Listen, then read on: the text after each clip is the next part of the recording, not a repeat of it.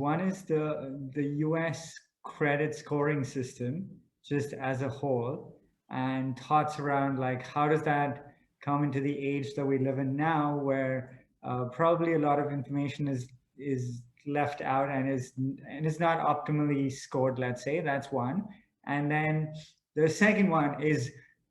Do you know if the problem of what card to use when has been solved already? Got it. So let's start with the credit scoring question. Look, a great example of how there was a very traditional rule of the road that I think is still relevant, but at the same time, it does not necessarily do justice to folks who may not necessarily have satisfied certain conditions that a credit score is looking for.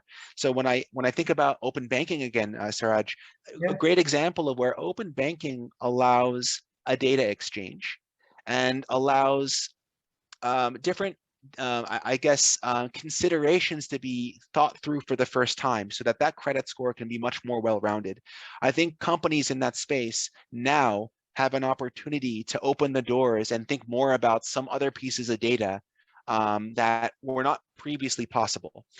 So I think you're going to see alternative lenders. You're going to probably see incumbents credit scoring teams start to explore other ways to well-round their credit scoring algorithms and logics. So it's definitely a hotbed.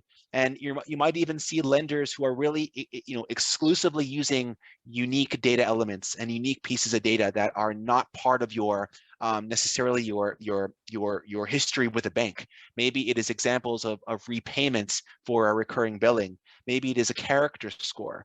Maybe there are other areas where they can basically figure out if you're, credit worthy. And a way for that data exchange to take place is really where we are now. So definitely a space to explore.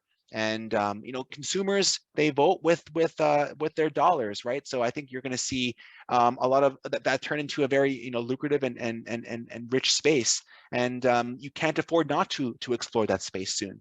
So relearning, unlearning, and really thinking about how things can be done differently. We definitely are in a world where that's possible.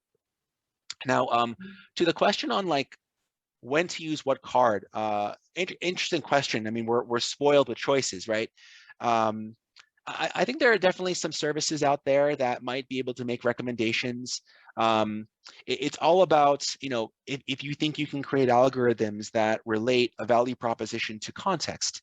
And, there's talk about how using proximity, if I am in the proximity of a merchant, then that's information that can result in a recommendation of a card that you might have in your wallet.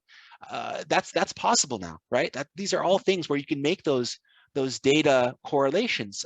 So definitely look out for that. But at the same time, is everyone necessarily going to be using a credit card? Maybe there are going to be folks using debit cards. Maybe they're going to be using different kinds of means to be able to make payments. So maybe the question is not only just what card to use, but what kind of payment choice to use.